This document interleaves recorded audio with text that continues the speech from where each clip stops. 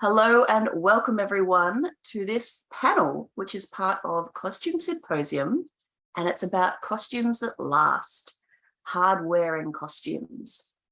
I'm Catherine from Crystal Pegasus Costumes, and I'm joined today by three wonderful panelists. I'm going to ask them to introduce themselves now. Firstly, Rachel. Hi, I'm Rachel from Bricoleuse. That's my channel name.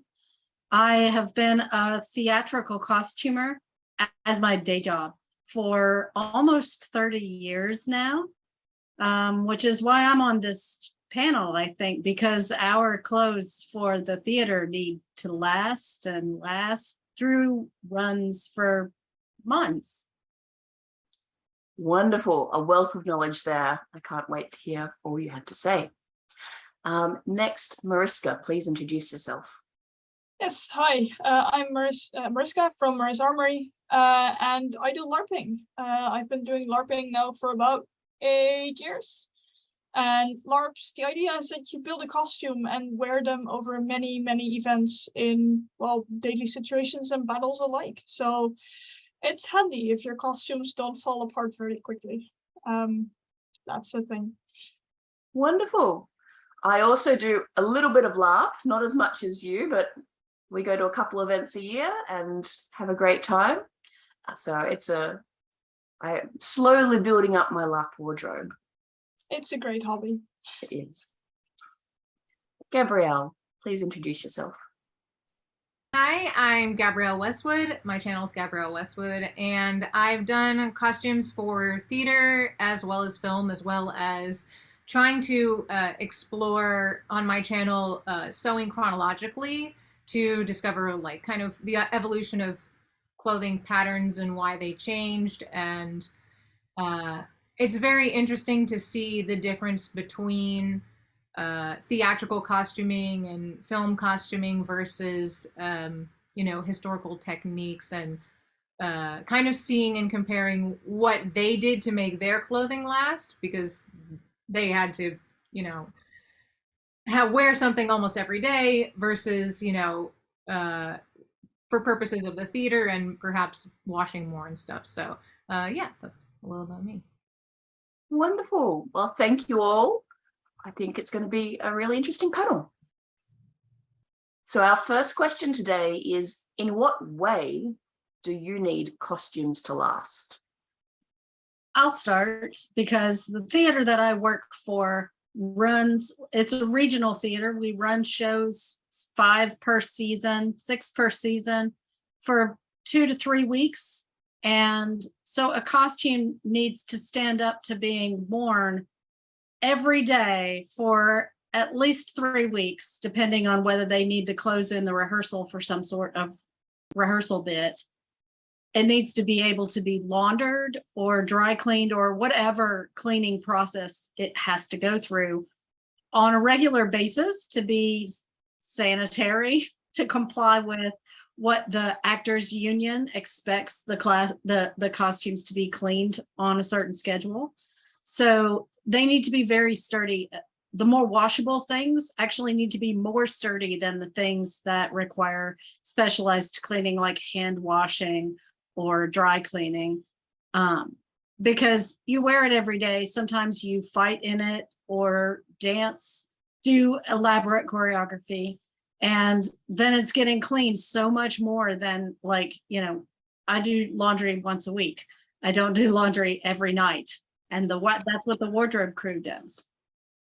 I found very similar things in doing theater, especially traveling children's shows where you're wearing them for like the whole entire summer, 3 or 4 months, and you're taking them on the road with you, and you have to be able to wash them at whatever location you have available to you. And sometimes you're performing in less than ideal locations. We performed on the beach, and we had to maintain the costumes and be able to fix them ourselves, which is kind of another aspect of considering their construction for that kind of show just something that's easily maintainable if a costume is on the road or something, without a large variety of equipment to repair it.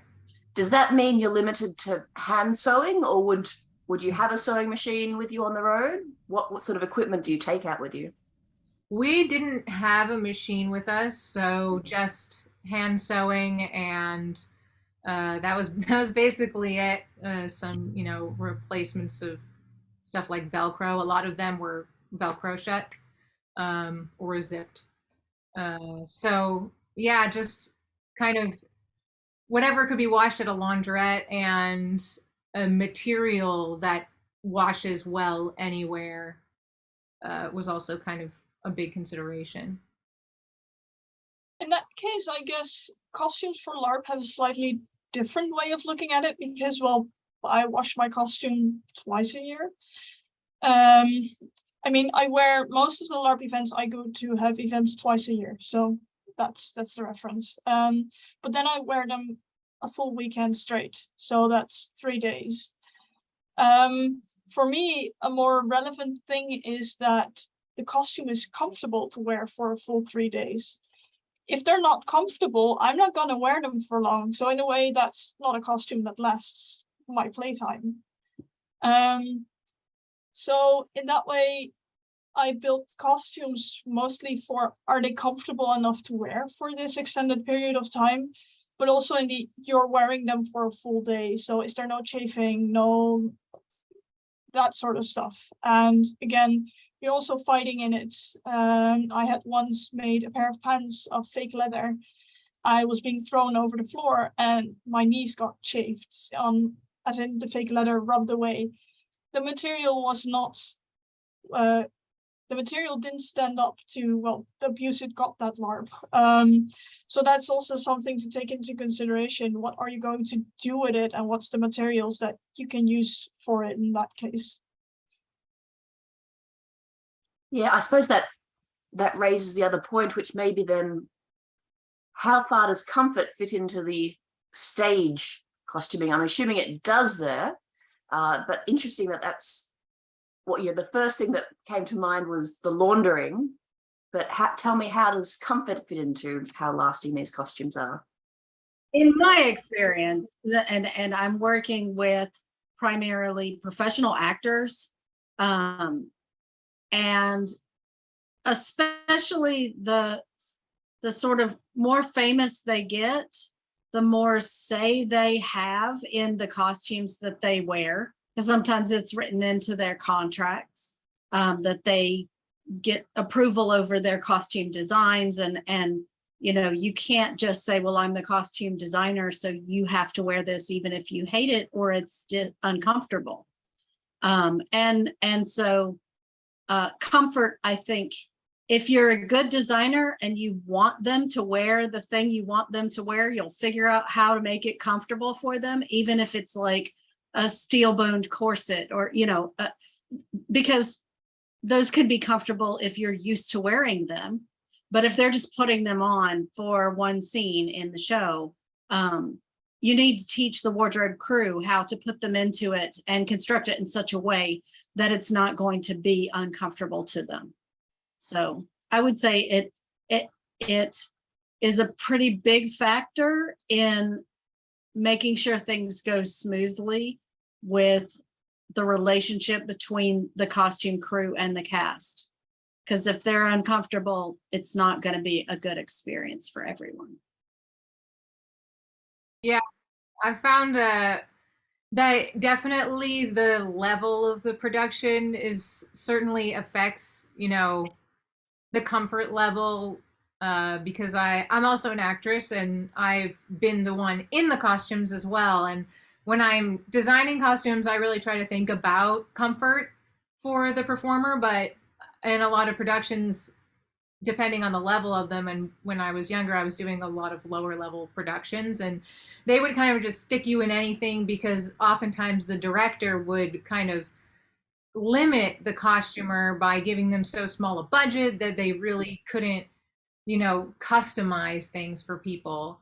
Or, you might be sharing with somebody else, like if there's an understudy, and sometimes you have two people wearing the same corset and you may not necessarily have the exact same body. So then you have kind of one person breaking it in and then the other person is wearing it, but their body doesn't have the same shape exactly. So maybe it's not that comfortable, but depending on how high of the level of the performance and your level within the production, if you're just in the ensemble, sometimes it's pretty uncomfortable. I found that shoes were a bigger problem in terms of comfortability in being in the cast versus the actual costumes, the clothing part on top. The shoes, because you're a lot of times pulling, depending on the budget, you're pulling shoes from a stock and maybe someone else has worn those shoes for a couple of months and now you're wearing those shoes and it's been broken in by someone else and maybe it pinches and but they only have one pair in your size and you kind of get stuck with that sort of thing. But in the same way, they have to make those costumes last because they have a budgetary limit. So that's also some sort of consideration for, you know, purchasing something that can be used for a lot of things. In that regard, LARP is really easy because I can just say my costume ends at my ankles. I'm gonna wear shoes that are comfortable and everyone else should just not comment about it. Then again, for LARP, it's really easy. I mean, if you play generic fantasy LARPs, if you have plain colored hiking boots, it's fine. If you just have semi-modern but tall boots, also completely fine. I've had green boots with studs. They're perfect for playing goblins. I mean, all kinds of shoes can work for all kinds of things. So luckily in LARP, that's really easy. Wonderful. Okay, so now let's dig a little bit deeper. We've sort of talked broad strokes, so it needs to be able to be laundered, it needs to be comfortable. But what about a costume makes it a good costume, one that is easy to launder, one that's comfortable? Are there any things that you avoid? So is it the fabric quality? Is it the stitching? Is it the cut? What makes it a good costume that lasts? I guess for me, for my own personal use, not for, you know, stage or theatrical costuming, I try to stick to always having a base layer that's linen, because I can choose more layers and I don't have to worry about doing a quick change or anything like that. I can always put something else underneath the main outside costume. And for me, I find that I can wear something that's linen for 2 or 3 days and it doesn't get as much of a smell as like if I wore polyester for 20 minutes. So I find that wearing linen really helps me be able to reduce the amount of times I have to wash it, which then extends the life of the garment. Yeah, that's the same for me. I also made this shirt out of linen specifically because this is a costume that was quite often worn in summer as well. So I needed something that just breathes very well. And that's something that I do take in regard when buying fabrics for LARP costumes. I don't necessarily look at if it's fully natural fibers or if it's synthetic. I mostly just put it over my arm and check, does it breathe or not? I don't mind if it's synthetic partially or fully, as long as it still breathes, because that's the most important part for me. And like you said, Gabrielle, also the layering, layers. That's the most important rule, I think, for LARP costumes. You need to be able to take something off if it's warm, and you need to be able to put on more layers and still get the same idea of the same character in the costume, but still get it warmer. For example, I've got a nice woolen, just a rectangle of wool that I use for nearly all my costumes as a cloak. Just have a pin, and it's still the same character, but with an extra layer. And I think that's the most important thing, and that's what makes a good costume, that it's, again, comfortable in warm and cold weather, but for LARP, that it still resembles the same character. I would say the layering factor is important in at least the theater where I work. We always try, depending upon the style of the design of the clothes, we try to make the undergarments, purchase cotton undershirts or cotton underdresses, slips, things that are, we call it the skin layer. And whatever the skin layer is something that is definitely going to get washed every night. Even if they're wearing like a dry cleanable silk bustle gown, they're going to have a skin layer and at least a couple more layers under the costume that can be laundered every night because of comfort and also odor control. You mentioned polyester. We try not to buy polyester if at all possible, because body odor tends to really get impregnated into it to where you can wash it with OxyClean and it still smells kind of like BO, so we don't want to put something into stock and then give it to another actor someday and have it smell like it's been worn just 5 minutes ago. And polyester is more likely to have that sort of effect. So, we always need our clothes to last longer than just the show they're built or purchased for. And so if it can't go into stock and come out fresh again, then it's, not a contender.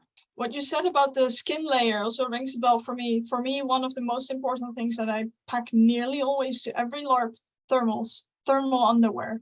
Just a plain black thermal shirt and thermal pants are so handy for so many costumes. And because they're rather plain, you can just put on top whatever you want and still be warm. And again, it's really easy to wash them. I have multiples of them, so I can put on a fresh one every day.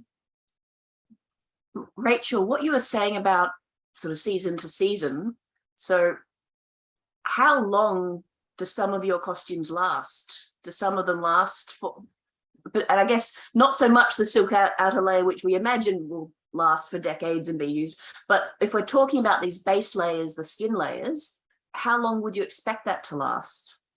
So we just say as a rule of thumb that every costume has 6 shows in it. It has 2 shows where it's a new outfit, or it's not an old piece of clothing, but maybe, the person takes good care of their clothes or whatever. It has 2 shows where it's worn in and it's maybe their favorite t-shirt and 20 years old or something. It has 2 shows where it's ragged and distressed, and that's the clothing of a character who is unhoused or destitute. And then it gets deaccessioned, thrown away, or donated to a textile recycler, whatever. So that's kind of the basic gist of it. Of course, if it starts out as a brand new costume made for a destitute character who's covered in grime, then it doesn't have 6 lives. It has 2, maybe none. When you say a show, do you what time frame do you mean with that?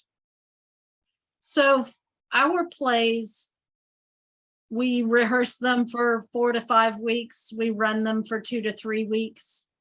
So it's about a month and a half to 2 months time, where if it's a new production, you start building it, you fit it, you get it on the person, and they start wearing it once we go into tech rehearsals or dress rehearsals. And that's one show, yes? And that's one show. And then once it exists, it doesn't have that build period, but it still has to get fit and altered, and then 2 to 3 more weeks of a run, and then cleaned and put back into stock. So that first run is the longest period. Sometimes it doesn't exist at the beginning of it, but then every other lifetime that it has is about a 3-week, 4-week, maybe if it goes out on tour, longer than that. Wonderful. Well, how about we then twist it a little bit to keep digging deeper. So what are the things that you look out for either if you're sourcing something or when you're making things to avoid, things that won't last, particularly if you've got any horror stories of things that you've tried that have gone wrong. What makes a costume not be one that lasts? I think I have, unfortunately, quite a lot of experience with that category in costuming for smaller theaters where they want you to costume 8 actors and they each need 3 outfits, but they're only going to give you $200. So you have to go to, a thrift store, and you're kind of stuck with what is available from that, which is often fast fashion. There's not a lot of the time, there's not a budget to build out for most of the characters. And so if you're buying fast fashion items, they tend to, as we all know from our daily lives, if you buy fast fashion, they don't last. And they especially don't last if your actor is doing a fight scene or they're doing some sort of, heavy action day in and day out.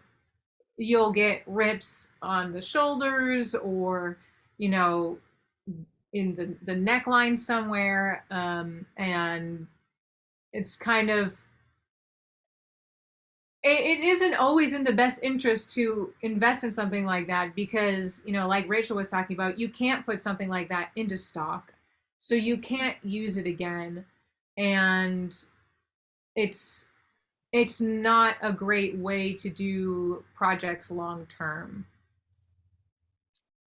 And would those rips and things then just go into that mending that you spoke about earlier of the small kit you've got with you when you're traveling around? Just trying to mend it as best as you can. And I mean, sometimes depending on the theater, if you're doing a smaller run for like 2 weekends maybe, or even 1 weekend, sometimes they don't care.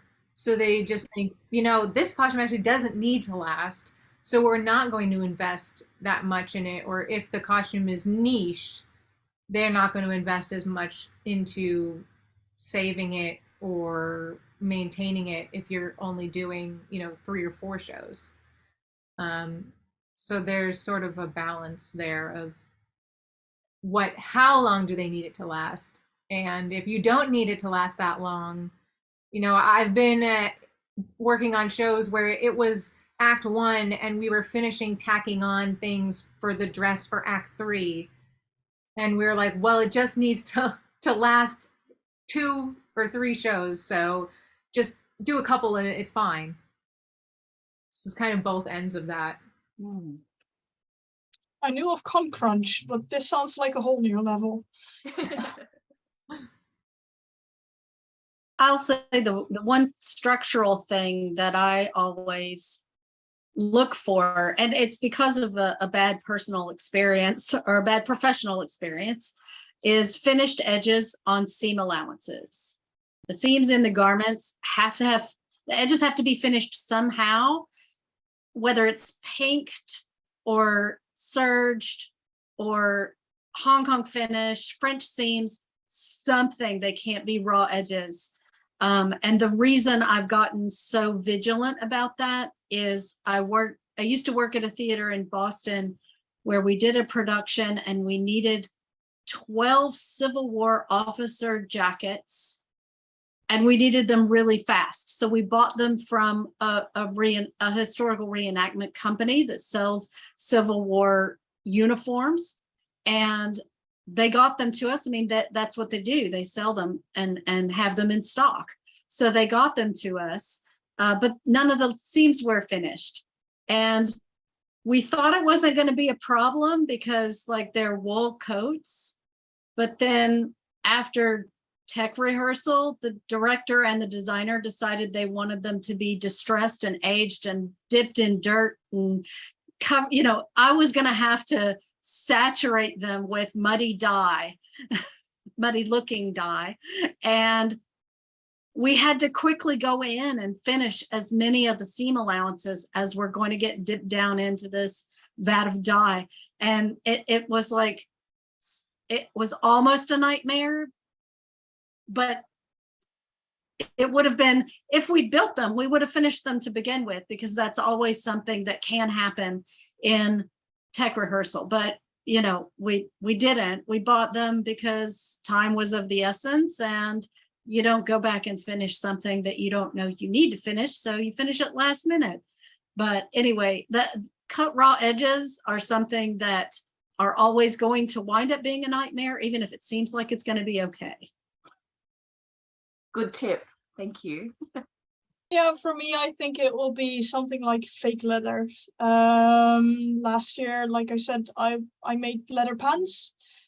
First, I wanted to do them from real leather, found out I didn't have enough and had a deadline. So I bought some actually really good looking fake leather. If you held it, you thought it was leather. It had a nice amount of friction of leather. It had a nice bit of stretch. So I made the pants, and like I said, I got thrown around on the floor and it did scuff. The fake leather layer peeled off. But it's not just that. Also, when you buy fake leather, and people sometimes make armor out of it, it just doesn't hold up as well. And that's one of the cases where I think that, yeah, I know it's a bit privileged to say, but better save a bit more and invest in the good thing rather than keep on buying the cheap thing more often, because you will have to replace it. And that's a thing for fake leather quite easily in LARP.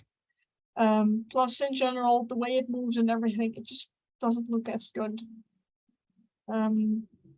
Yeah, that's, and again, seam finishes and everything. If you get a shirt or anything, make sure you can actually move in it. I've seen people rip out of shoulders when they actually did fighting and did not try that movement at home before. That sort of thing. But other than that, yeah, not a whole lot, I think. In a theatrical context, you know, designers will buy it because it's cheaper than actual leather to make armor. And or perhaps the priority is something like there's a moral objection to natural leather as opposed to vegan leather. That, which, you know, for whatever reason, it gets bought sometimes, and it falls to me to make armor out of it. And you're right, it looks fake, it looks plastic, it looks not as good as if it's supposed to look like it's really leather. I'd rather just make it out of really leather, even though I love animals. A way around that can occasionally be to buy couch leather. Literally strip down a leather couch. For some people, that can also circumvent the ethical issue because it's already been used with a different purpose. And it has the qualities of leather. The thing with fake leather often is that it can look good on the roll, but as soon as you start moving it in the same way, very often it starts creasing and folding up, and sometimes the layers even separate. Yeah, I've made quite a lot of stuff out of used couch leather. Yeah, that's exactly what I do. I buy all my leather I buy secondhand because I'm actually like vegan in real life. I mean, I eat vegan, and I have tried the vegan leather alternatives, especially with like shoes and stuff, and I've just found that I had a pair of leather shoes from before I was vegan, which lasted 10 years. And I bought a pair of vegan leather shoes, which lasted 3 months. And to me, I'm thinking, well, that plastic and all of that manufacturing is so bad for the environment and for the animals that, you know, I would rather buy a pair of secondhand leather boots, or when I make shoes, I buy like cast offs from when they make like jets, the upholstery. And I use that to make the shoes because, you know, it's still leather. It still works and has all the qualities, but it would have been in the landfill otherwise, and now it does get to have another life. Yes, we buy a lot of secondhand offcuts from leather upholstery places as well, which is tapping into that same idea of you you don't want to contribute to the leather industry, but you don't want to contribute to the PVC industry because plastic is not as durable and it's not a good ethical replacement for leather. A reuse of leather or repurposing of scraps of leather is a better way to go. So we often buy, if we need new leather and we don't need like a huge piece, then, or if our pattern pieces can fit tessellated onto something smaller, we'll buy those secondhand offcuts. That's a nice thing about leather. You don't really have a straight grain or anything. You can just put everything everywhere. Actually, earlier this year, or maybe even last year, time is weird, I got 3 samples of fake leather. I got cactus leather, pineapple leather, and cork leather, and actually did some experiments on that. And I think, yeah, of course, there's still not vegetable tanned leather. You can't tool and craft on them like vegetable tanned leather, but it is really getting somewhere. I don't know yet how well they will hold up on the longer time, but especially the cactus leather, it looked really good. Unfortunately, they couldn't guarantee me that there was no plastic in it. I think the backing was polyester, but the front, it actually looked really good. So it is starting to get somewhere, but that was not cheap. If you wanted to buy a full piece, I mean, the samples were free, but yeah.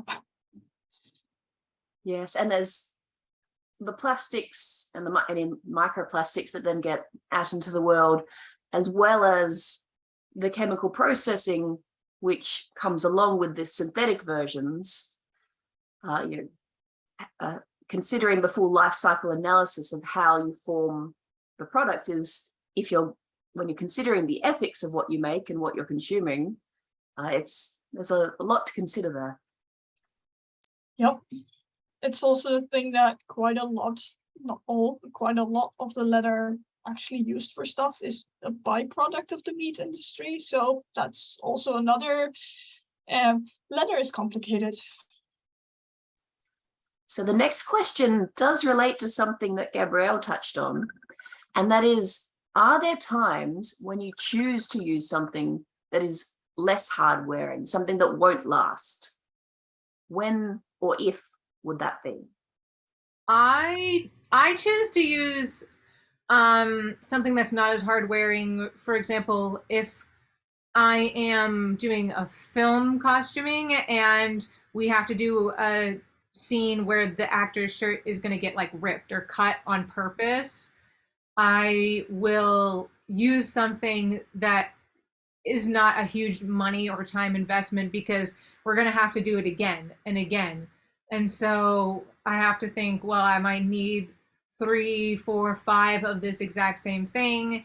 And how simple of a costume can I make so that it's not a super complicated thing that needs to get ripped a bunch? I'll get something cheap, something that is easy to rip, that I don't want to have to, work extensively hard to do or to rig up. So that could time where I would do that. I've got a lazy answer in that regard. There are quite a lot of LARP one-shots. So LARP that only take place once, one day. Yeah, then I'll go for the cheaper costumes quite often. And cheaper costumes in my case is indeed buying secondhand or using less sturdy materials. We'll sometimes choose an inexpensive option when we need to come up with a costume just for a photo shoot, because our theater has started doing photo shoots for all of our plays because they want graphics that are engaging for social media and so forth. And sometimes they'll want something that just sort of evokes the spirit of the show. Like if we're doing a Christmas Carol, they want an old nightshirt and a nightcap and some glasses for the guy that's playing Scrooge so he can just look Scroogey in various places around town while they take pictures or something like that. And if for the photo shoot costumes, we often, at my theater, we don't plan to get the actual costume ready in time for the photo shoot because it's not built into the production calendar in such a way that that's feasible. I have worked at theaters like the Utah Shakespeare Festival, where they have 2 due dates and one is the photo call due date, and they know what scenes they're going to set up and shoot. And those costumes have to be done in time for the photo shoot. But that is specific to a company that has the luxury to plan that into their entire season, which we don't have. So there is one more question that before we get to the final question, I think we've got enough time that something, and I can't remember who said it earlier, was talking about quick changes. Now, I don't know if this is directly related to our topic, but I love a good quick change. I really enjoy it. If I see that in a show, one day I'd love to make a real quick change outfit. I've done one corset where you pull a string out from the front, and that's reveals the outfit underneath. So I love a good quick change. Do you have any tips? If that's something that's going to be done in a show that you do over and over and over, what would you have to think about specifically for a quick change costume?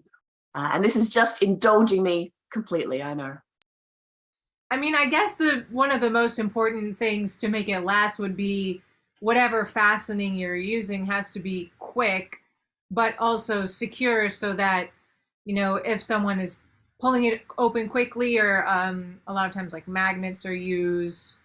But if you're using anything like snaps or Velcro, that is not going to, you know, rip off. And that would obviously hinder the ability to continue to do the quick change. So just using the best materials that will stay the most secure and work very quickly.